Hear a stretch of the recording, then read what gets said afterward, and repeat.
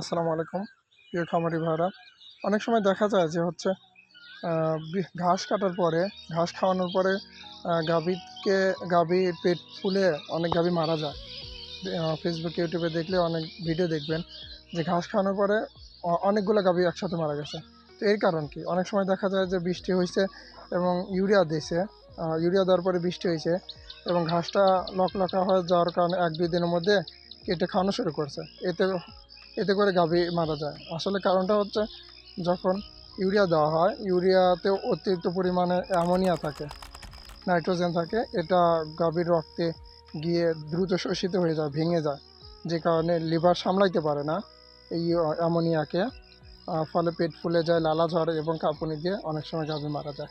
এই জন্য আসলে বৃষ্টি হওয়ার পরে কমপক্ষে 5 থেকে 7 দিন পর, মানে ইউরিয়া সার দেওয়ার 5 থেকে 7 দিন, আবার যদি বৃষ্টি হয় সেক্ষেত্রে 9 দিন থেকে বা 10 দিন পর থেকে ঘাস কেটে খাওয়ানো উচিত। আসসালামু আলাইকুম রহমতুল্লাহ।